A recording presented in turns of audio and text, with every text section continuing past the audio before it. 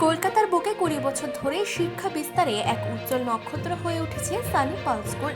Sunny Pearl school তাদের 20 বছরে এই প্রথমবার সরস্বতী পুজোর আয়োজন করেছে এবং তারা তাদের প্রথম ওয়েবসাইটও চালু করেছে। সানি পার্ল স্কুলের এই দীর্ঘ পথ চলায় বহু ছাত্রছাত্রী তাদের শিক্ষা জীবন সফলভাবে শেষ করে সমাজে প্রতিষ্ঠিত হয়েছে। স্কুলটি আশা রাখে আগামী দিনেও তারা এই সাফল্যের ধারা বজায় রাখবে এবং শিক্ষাক্ষেত্রে আরও নতুন দৃষ্টান্ত স্থাপন করবে। এই আশা নিয়েই এগিয়ে চলেছে স্কুল কর্তৃপক্ষ। অ্যাকচুয়ালি আমাদের এই বাগদেবীর আরাধনা এই প্রথম 20 বছরের পরে এই প্রথম আজকে একটা অনুষ্ঠান, সরস্বতী পুজোর যে অনুষ্ঠানটা হলো। আর এর পিছনে আরেকটা মূলত কারণ হলো যে আমাদের স্কুলের ওয়েবসাইট আমরা আজকে উদ্বোধন হলো। এটা আমাদের কাছে খুব আনন্দের দিন, কারণ ওয়েবসাইট থাকলে সরাসরি যারা বাইরে থেকে আসছে বা লোকাল যারাই বা থাকুক তারা কিন্তু ওয়েবসাইটটা খুলে জানতে পারে যে স্কুলের সমস্ত বর্তমান অতীত ভবিষ্যৎ সমস্ত কিছু, এবং খুব সুন্দর যারা এটা দেখবেন তারা বুঝতেই পারবেন যে এটা একটা খুব সুন্দর একটা পরিক্রমায় আমরা উত্তীর্ণ হয়েছি। প্রতি বছরের না এবছরও আপনি একটা বাগদেবীর আরাধনা করছেন? না, এই প্রথম আমরা বাগদেবীর আরাধনা করছি, এই প্রথম। আপনার স্কুল কত বছর? আমার স্কুল 2004 সালে শুরু হয়েছিল। সেই কথা বলতে গেলে প্রায় 21 বছর স্কুলটার বয়স হয়ে গেল। তাহলে এতদিন ধরে আপনার প্রতি বছরই তো আমাদের বাগদেবীর আরাধনা করা হয়নি, তার কারণ ইংলিশ মিডিয়াম স্কুলে বাগদেবীর আরাধনাটা হয় না। হ্যাঁ, এটা বাংলা মিডিয়াম স্কুলে সাধারণত হয়, কিন্তু আমরা দেখলাম যে এখানে তো সব ধর্মেরই মানুষ আছে, তা সেইটা ভেবে অনেকেই গার্জিয়ানরা বলল পুজো হলে একটা সুবিধা হয় কি, অনেকেই ওই পুজোর দিনে হাতে খড়িটা একটা দেয় এবং বাচ্চাদের একটা আনন্দ অনুষ্ঠান হয়, একটুখানি কিছু খাওয়া দাওয়া হলো, পোশাক করে অনেকে এসছে, এই একটা আনন্দটাকে আমরা দেখলাম যে এটা করলে তো ভালোই হয়। তা আমার মনে হয় যে এবার থেকে হয়তো প্রতি বছরই এই অনুষ্ঠানটা বোধহয় হবে। আপনার স্কুলে কতজন স্টুডেন্ট আছে? হ্যাঁ, কতজন স্টুডেন্ট আছে? আমাদের স্কুলে এই মুহূর্তে স্টুডেন্ট আছে প্রায় 300-র কাছাকাছি স্টুডেন্ট, কিন্তু মার্চের শেষে দেখা যায় 400-র কাছাকাছি কি পুরো 400-র কাছাকাছি স্টুডেন্ট হয়ে যায়। কিন্তু এপ্রিলের প্রথমের দিকে অনেক 150 বাচ্চার মতো বিভিন্ন বড় বড় স্কুলে সব চান্স পেয়ে তারা চলে যায়।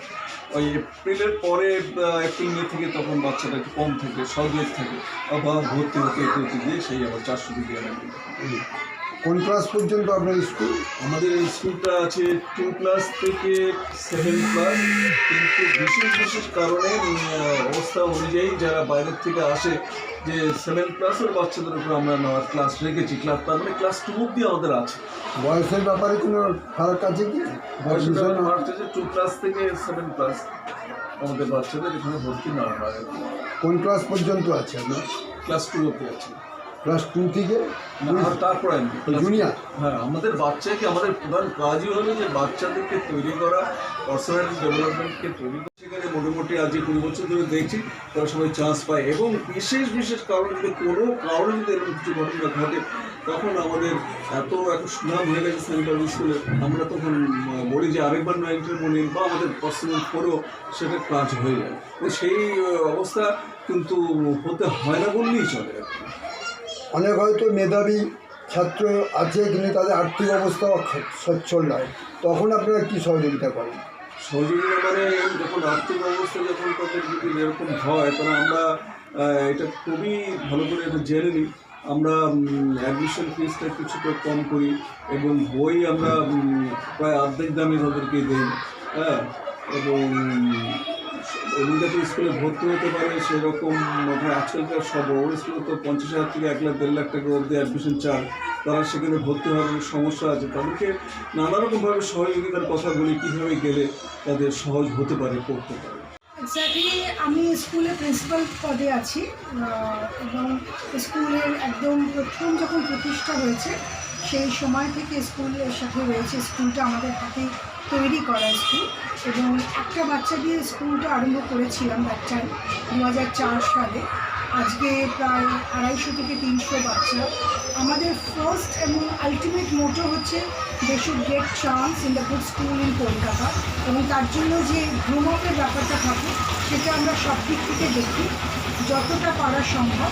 এবং it's privilege to say that they are getting chance in a good school in Kolkata like CA School, Aurobindo, St. John's, Olive Point, Shiksha Niketan, Loreto, Haryana, Don Bosco, Lammers.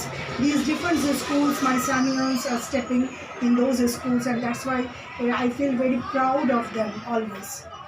আচ্ছা, এই মুহূর্তে শিক্ষক বলতে পার ক্লাসে আমরা দুজন করে টিচার দিতে বাধ্য হই, কারণ তা নাহলে বাচ্চাদের তো ম্যানেজ করা যাবে না।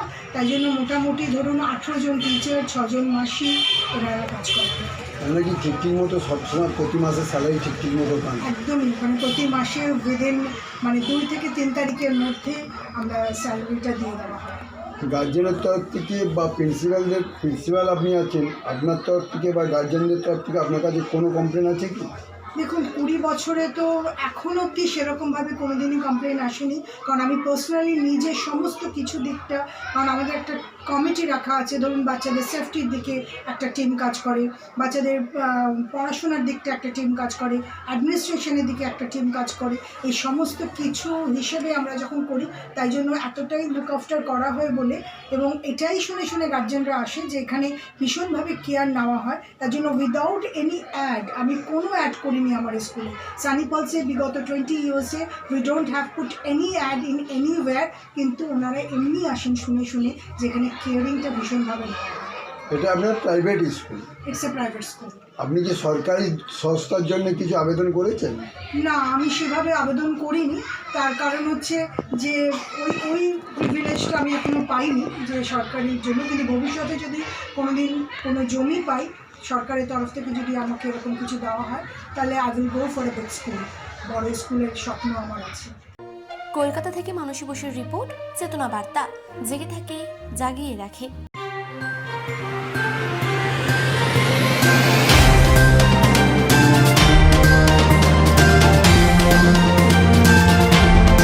চেতনা বার্তা, জেগে থাকে, জাগিয়ে রাখে।